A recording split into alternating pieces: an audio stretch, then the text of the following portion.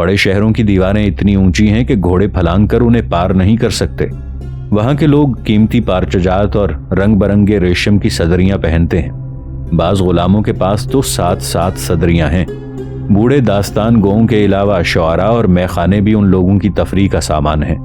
Genghis Khan बड़े गौर से सुन रहा था। उसके भाई और बेटे भी हमतन गोश थे और यसुताई कह रहा था, अहले चीन के पास इतने बड़े बड़े जंगी रथ हैं कि 20-20 घोड़े उनको खींचते हैं। उनकी मिंजनीकें भी ऐसी हैं कि 10-10 आदमी मिलकर बमुश्किल उन्हें खींच पाते हैं और उनके जरिए अपने हदफ पर पत्थर फेंकने की खातिर 200 आदमियों को उनकी बड़ी बड़ी रस्सियां खींचना पड़ती हैं। उनके पास उड़ती हुई आग का एक हथियार भी है और ये आग बांस के टुकड़े में बारूद भरकर पैदा की जाती है और फिर इसे फजा में फेंका जाता है। इससे दुश्मन का नुकसान तो नहीं होता, मगर उस पर खौफ जरूर तारी किया जा सकता है। उनका बादशाह मेरे साथ रहा है। उसके अहले खाना रंग बरंगे रेशम के कपड़े पहनते हैं, जबकि उनके गुलाम सूती कपड़े पहने नंगे पांव ही इधर उधर भागे फिरते हैं। उनके आला अफसर रऊसा और उमरा के सरों पर उनके खुद्दाम छतरियां लगाए रहते हैं। मकानों की चौखटों के अंदर शयातीन से बचने के लिए पर्दे खड़े किए जाते हैं। जरा सांस लेकर यसुताई ने आगे कहना शुरू किया।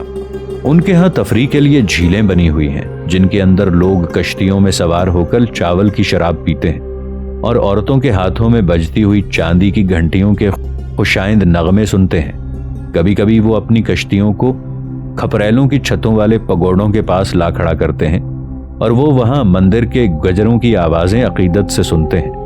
वो लोग बांस के कागज पर लिखी हुई कदीम और भूले बिसरे जमानों की किताबों का मुताला करते हैं।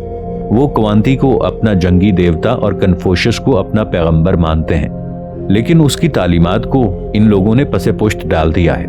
ए खान, उनका लश्कर हमसे कम तरबियत याफ्ता है और जरूरत के वक्त हम हर महाज पर उन्हें शिकस्त और पसपाई से दो चार कर सकते हैं। चंगेज खान ने खुशी और इत्मीनान का इजहार करते हुए कहा, ए यसुताई, तूने इस सरजमीन और वहां के बासियों का क्या खूब नक्शा पेश किया है। कसम बोगदो की, अब चीन की ये सरजमीन हमारी यलगार और तुर्कताज से बच नहीं सकेगी। चीन का बादशाह हमें अब भी अपना मातहत और बाजगुजार ख्याल करता है, लेकिन हम अब उस कदीम और फरसूदा नजरिए को बदल डालेंगे। अब हम चीन की वो हालत करेंगे कि वो हमारा मातहत और खिराज गुजार बनकर रहेगा और उसके लिए हमें खूब जंगी तैयारियां करनी होंगी। लेकिन चीन के खिलाफ हरकत में आने से पहले हमें एक और मुहिम आन पड़ी है और ए यसुताई, तुम और जबी नोयान अगर इस पर रजामंदी का इजहार करो तो मैं परसों ही इस मुहिम पर रवाना होना चाहूंगा। यसुताई ने गौर और तजस्सुस से चंगेज खान की तरफ देखा और पूछा, ए खान, ये कौन सी मुहिम है जिसे आप इस कदर अहमियत दे रहे हैं? चंगेज खान ने नरम लहजे और पुरशफकत आवाज में कहा, ए यसुताई, फिल वक्त मेरे लिए 3 अक़वाम को मगलूब करना मकसूद है। अव्वल जुनूब के तिब्बती और फराख्ताई। तुम दोनों जानते हो कि ये दोनों ही अक़वाम इंतहाई जंगजू हैं, बल्कि ये दुबले पतले तिब्बती, जिन्हें लोग कज़ाक भी कहकर पुकारते हैं, ज्यादा खतरनाक हैं, क्योंकि इनका पेशा ही कज़ाकी और राहजनी है। और अब तो ये लोग हमारे सहराए गोबी तक भी लूट मार करने लगे हैं। जबकि इन तिब्बतियों के जुनूब में रहने वाले कराख्ताई इस काम में तिब्बतियों की मदद करते हैं और अगर हमने जल्द ही इन लोगों की सरकूबी ना की तो ये लोग शाहराह रेशम को भी खतरे में डाल देंगे, क्योंकि उनके हमले और लूटमार अब शाहराह रेशम तक फैल चुके हैं और गुज़श्ता दिनों में उन्होंने कई तिजारती कारवान लूट लिए हैं। और अगर शाहराह रेशम बंद हो गई तो तिजारती कारवान हमारी तरफ आना बंद हो जाएंगे, और अगर ऐसा हुआ तो याद रखो, हम लोग सहराए गोबी में हलाकत का शिकार हो जाएंगे। लिहाजा सबसे पहले मैं इन तिब्बतियों और फराख्ताइयों के खिलाफ ही हरकत में आऊंगा। जरा रुक कर चंगेज खान ने कहा, दूसरी कौम जिसने हमारा हदफ बनना है वो चीनी है। चीन का बादशाह हमें अपना गुलाम और महकूम समझता है, लेकिन हमने उस पर गालिब आना है कि अब सहराओं के वहशी और भूले बिसरे लोग इस काबिल हो गए हैं कि चीन को अपना महकूम और गुलाम बनाकर रखें। और तीसरी कौम जिसके खिलाफ हमें हरकत में आना है वो हमारे मगरिब में बसने वाले वहशी करगीज हैं। इनको जेर करने के बाद हम मजीद मगरिब की तरफ पेशकदमी करेंगे, और मैं तुम दोनों को यकीन दिलाता हूं कि हम इन सारी मुहिमों में कामयाब और कामरान रहेंगे। کیونکہ مشرق اور مغرب کو مفتوح و تاراج کرنا ہمارے مقدر میں لکھا جا چکا ہے۔ یسوتائی نے غور سے چنگیز خان کی طرف دیکھا، پھر اس نے گہری سنجیدگی سے اس سے پوچھا، اے خان، یہ بات آپ اس قدر وثوق اور اعتماد کے ساتھ کیسے کہہ سکتے ہیں؟ ناظرین، آگے بڑھنے سے پہلے کامنٹ سیکشن میں ہمیں اپنی آراء سے ضرور آگاہ کیجیے گا کہ آپ کو ہماری یہ سیریز کیسی لگ رہی ہے۔ میں ہوں طاہر عبید چودھری۔ آئندہ آنے والی اقساط سے باخبر رہنے کے لیے ہمارے چینل کو سبسکرائب کر لیں اور ساتھ موجود بیل آئیکن کو ضرور کلک کر لیں۔ شکریہ۔ ہلکی ہلکی مسکراہٹ کے ساتھ چنگیز خان نے کہا، اے یسوتائی، میں یہ دعوے ایک اعتماد اور بھروسے کے ساتھ اس بنا پر کر سکتا ہوں کہ میرے مشرق اور مغرب کو تاراج اور فتح کرنے سے متعلق میرے پاس میرے بزرگوں کا ایک خواب، اس کی تعبیر اور پیشگوئی موجود ہے۔ یسوتائی نے اس بار مزید تجسس سے چنگیز خان کی طرف دیکھا اور حیرت سے پوچھا، اے خان، کیا میں وہ خواب، اس کی تعبیر اور اس سے متعلق پیشگوئی جان سکوں گا؟ چنگیز خان نے کہا، اے یسوتائی، قسم بوگدو کی، میں نے تمہیں اپنے بیٹوں سے بھی زیادہ عزیز رکھا ہوا ہے، پھر کیوں کر میں تمہیں اس خواب سے متعلق نہیں بتاؤں گا؟ تم دونوں میرے انکشافات غور سے سنو۔ چنگیز خان نے اصل بات شروع کی اور کہا، ایسا ہے کہ ہم مغلوں کا جد اعلیٰ ایک شخص یوزنجر نام کا تھا، وہ اپنے قبیلے کا سردار تھا۔ اس کا بیٹا بوقا خان اور بوقا خان کا بیٹا تومین خان تھا۔ تومین خان کے بیٹے کا نام قائدو خان اور اس کے بیٹے کا نام بایستقر خان تھا۔ بایستقر خان کے بیٹے کا نام تومنا خان تھا۔ اس کے آگے 11 بیٹے تھے، ان میں سے 9 تو اس کی ایک بیوی سے اور 2 دوسری بیوی سے تھے۔ ان 2 کے نام اس نے قبل خان اور قاچولی راتو رکھے۔ یہ دونوں سگے بھائی توام پیدا ہوئے تھے۔ ایک روز قاچولی جادر نے خواب میں یہ دیکھا کہ اس کے بھائی قبل خان کے گریبان سے ایک ستارہ نکل کر آسمان پر پہنچا اور اپنی روشنی زمین پر بکھیرنے لگا۔ تھوڑی دیر بعد ستارہ غائب ہو گیا اور اس کی جگہ دوسرا ستارہ نمودار ہوا اور اپنی روشنی سے زمین کو منور کرنے لگا۔ پھر یہ بھی غائب ہوا اور تیسرا ستارہ نمودار ہوا۔ پھر اس کے بعد چوتھا ستارہ ظاہر ہوا اور یہ چوتھا ستارہ اس قدر بڑا اور تیز روشنی والا تھا کہ تمام جہان اس کی روشنی سے منور ہو گیا۔ اس بڑے اور روشن ستارے کے بعد کئی چھوٹے چھوٹے ستارے آسمان پر نمودار ہو گئے۔ یہ خواب دیکھنے کے بعد قاچولی جادر کی آنکھ کھل گئی اور وہ اس کی تعبیر کے متعلق غور و فکر کرنے لگا کہ اس پر پھر نیند کا غلبہ ہوگا اور وہ سو گیا۔ اس بار اس نے ایک خواب دیکھا اور یہ کہ خود اس کے اپنے گریبان سے ایک ستارہ نکلا اور آسمان پر چمکنے لگا۔ اس کے بعد دوسرا، پھر تیسرا، غرضے کے یکے بعد دیگرے 7 ستارے نمودار ہوئے اور ان 7 کے بعد ایک 8واں اور بہت بڑا روشن ستارہ نمودار ہوا جس کی روشنی سے تمام جہان روشن ہو گیا۔ اور اس بڑے اور روشن ستارے کے غائب ہونے پر آسمان کئی چھوٹے چھوٹے ستاروں سے بھر گیا۔ اس کے بعد قاچولی کی آنکھ کھل گئی۔ اگلے روز اس نے یہ دونوں خواب اپنے باپ تومنا خان اور بھائی قبل خان کو سنائے اور باپ سے ان کی تعبیر پوچھی۔ تومنا خان نے ان دونوں خوابوں کی تعبیر بتاتے ہوئے کہا کہ پہلے خواب کی تعبیر یہ ہے کہ قبل خان کی چوتھی پشت میں کوئی عظیم الشان بادشاہ پیدا ہوگا، اور دوسرے خواب کی تعبیر یہ ہے کہ قاچولی جادر کی 8ویں پشت میں بھی کوئی عظیم الشان بادشاہ پیدا ہوگا، اور یہ کہ تومنا خان کی نسل ایک عرصہ دراز تک حکومت و سلطنت کی مالک رہے گی۔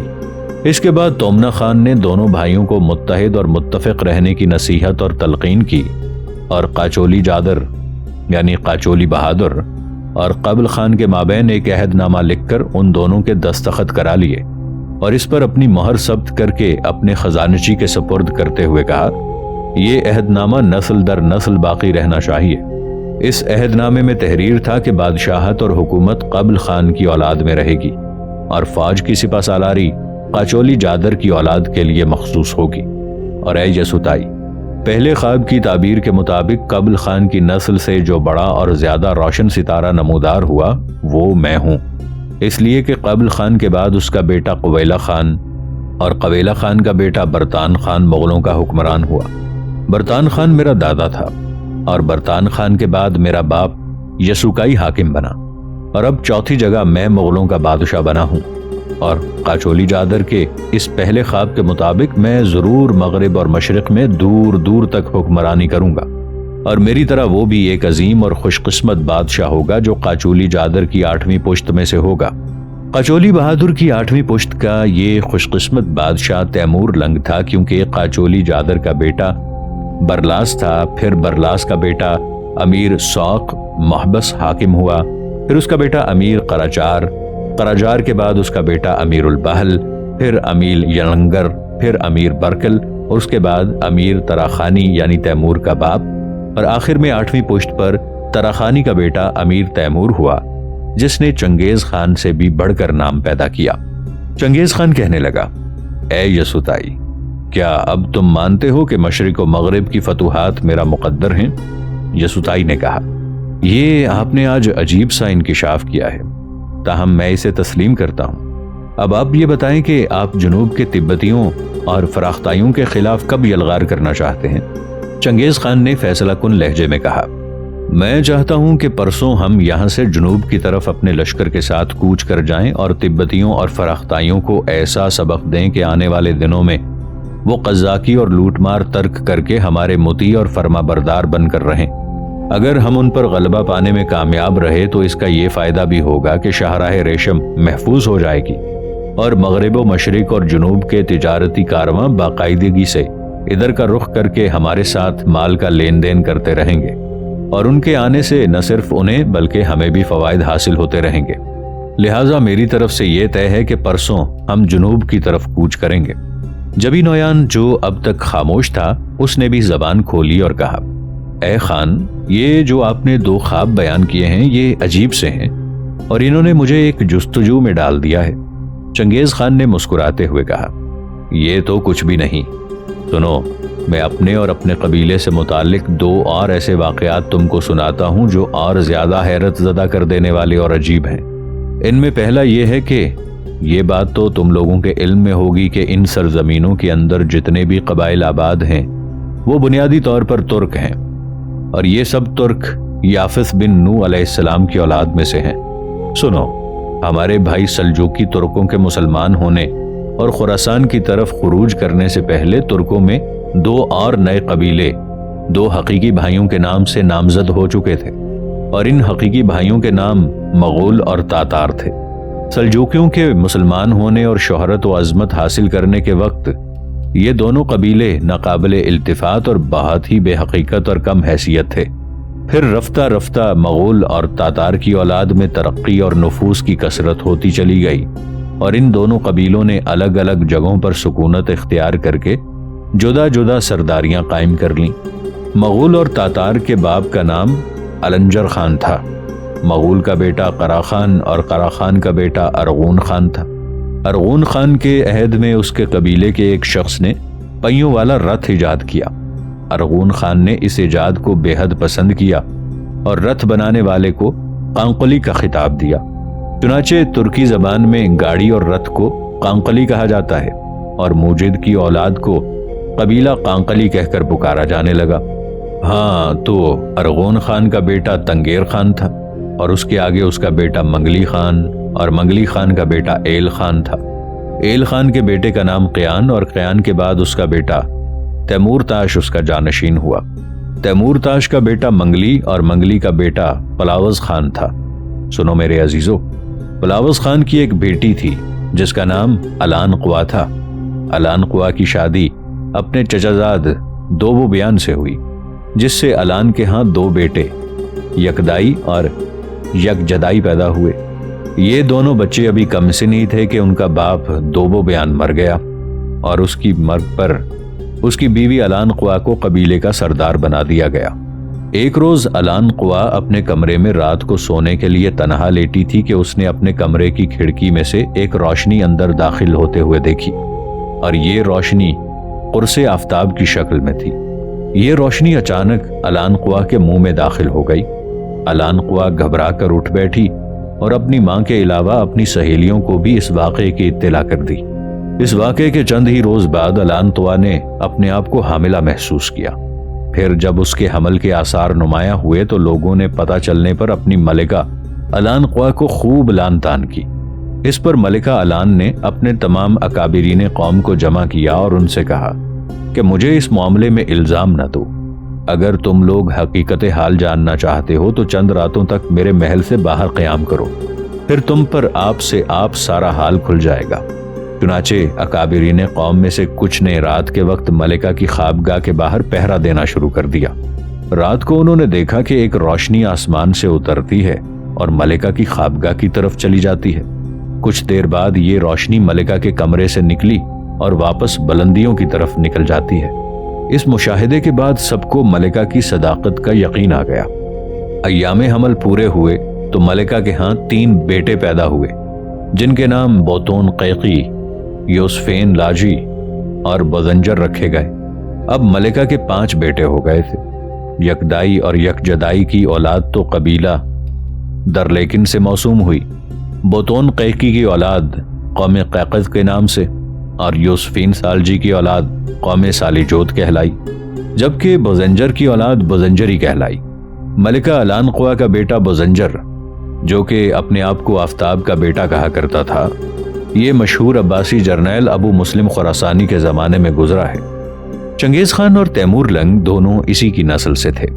ملکہ الانقوا کا بیٹا بزنجر اپنی ماں کے بعد اس کا جانشین بن گیا، اور میں اسی بزنجر کی اولاد میں سے ہوں، جیسا کہ میں تمہیں پہلے خواب کے سلسلے میں بتا چکا ہوں۔ یہ تو ایک واقعہ ہے۔ اب دوسرا واقعہ سنو جو میری اپنی ذات سے متعلق ہے۔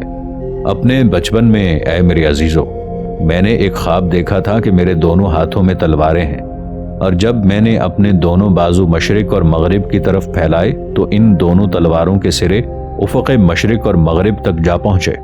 یہ خواب جب میں نے اپنی ماں سے کہا تو اس نے یہ تعبیر بتائی کہ میرا بیٹا مشرق و مغرب کے تمام لوگوں کو آگاہ کرے گا اور اس کے ہاتھوں سے بڑی خونریزی ہوگی۔ اس طرح میری ماں یہ بھی کہا کرتی تھی کہ جب میں پیدا ہوا تو میرے دونوں ہاتھوں کی مٹھیاں بند تھیں، اور جب ان مٹھیوں کو کھول کر دیکھا گیا تو ان کے اندر خون منجمد تھا۔ اس منجمد خون کو دیکھ کر لوگوں نے یہ رائے قائم کی کہ یہ لڑکا بڑا خونریز ہوگا۔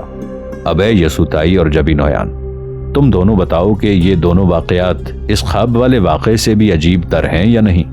چنگیز خان کے ان انکشافات پر یسوتائی تو اپنی جگہ پر خاموش بیٹھا رہا، پر جبی نویان نے بے حد اثر انگیزی سے کہا، اے خان، ایسے اور اس قسم کے خرق عادت واقعات میں نے اپنی زندگی میں پہلی بار سنے ہیں، لہٰذا میں ان سے بے حد متاثر ہوں۔ اے خان، کیا یہ ممکن نہیں کہ ہم دونوں اب جا کر آرام کریں کہ پرسوں ہمیں تبتیوں اور کراختائیوں کے خلاف مہم پر روانہ ہونا ہے؟ چنگیز خان نے ہلکی سی مسکراہٹ کے ساتھ کہا، ہاں، اب تم دونوں جا کر آرام کرو کہ پرسوں ہم لوگوں نے ایک نئی مہم کا آغاز کرنا ہے۔ یسوتائی اور جبی نویان دونوں وہاں سے اٹھ گئے۔ جب وہ دونوں مہمان خانے سے باہر آئے تو یسوتائی نے دیکھا وہاں بولائی کھڑا بے چینی سے اس کا انتظار کر رہا تھا۔ بولائی نے آگے بڑھ کر یسوتائی کو گلے لگاتے ہوئے کہا، اے جانے ہم، میں کب سے یہاں کھڑا تمہارا منتظر ہوں۔ پھر اس نے اس سے الگ ہوتے ہوئے کہا، میں اندر آ جاتا، لیکن پھر سوچا کہ شاید اس وقت چنگیز خان تم دونوں سے کسی اہم مسئلے پر گفتگو کر رہا ہو، لہٰذا میں نے مہمان خانے کے اندر جانا مناسب نہ سمجھا۔ جس وقت ایغوری گھر پہنچا اور اس نے مجھے یہ بتایا کہ تم اپنی مہم میں پوری طرح کامیاب لوٹے ہو، میں اسی وقت بھاگتا ہوا ادھر چلا آیا۔ یسوتائی بولائی کی باتوں پر مسکرا رہا تھا، جبکہ وہ اسے اپنے ساتھ لپٹائے ہوئے گھر کی طرف لے جا رہا تھا۔ یادوں کے آئینوں کی گرد کی طرح اڑتی رات اپنے اختتام پر تھی۔ دور مشرق میں اندھیروں کی کوکھ سے سورج طلوع ہوا، فضاؤں کی رگ رگ میں روشنی اور نور کی کرنیں دوڑ گئی تھیں۔ رقصاں کلیاں، گاتے گاؤں، روشن دھرتی، وحشی اندھیروں کی رخصتی کے بعد خدائے بحر و بر کی مدح ثنائی کرنے لگے تھے۔ بہاریں پھولوں کی دف پر پانیوں میں گھنٹیوں کی آوازوں جیسے گیت گانے لگی تھیں۔ شاخ شاخ اپنے گھونسلوں سے نکل کر پرند سے لمبی مسافتوں کی پرشکوب تھکن پر روانہ ہونے لگے تھے۔ کوچے کوچے میں ہانپتی اور گلی گلی میں سر پیٹتی ہوئی ہوائیں اب انسانوں کے شور میں گم ہونے لگی تھیں۔ ایسے میں تموجر جھیل بیکال کی طرف سے شہر کی طرف آ رہا تھا۔ اس کے ساتھ اس کے چند مسلح ساتھی بھی تھے۔ جھیل کی سطح پر گہری کوہر پھیلی ہوئی تھی اور قراقرم شہر بھی اس وقت ہلکی ہلکی کوہر میں ڈوبا ہوا تھا۔ تموجو شہر کے نزدیک آیا تو اس نے دیکھا 3 افراد شہر قراقرم کے اندر داخل ہونے کو تھے۔ تموجو نے اپنے ساتھیوں سے کہا، یہ کون لوگ ہو سکتے ہیں جو اتنی صبح شہر میں داخل ہونے والے ہیں؟ जैसे कि आसमान के जिलावतन फरिश्ते सागवान के जंगल में दाखिल होने को हैं। इनमें से 2 औरतें हैं और एक मर्द। आओ देखते हैं कि ये कौन लोग हैं। इसके साथ ही तमोजो ने घोड़े को महमीज लगा दी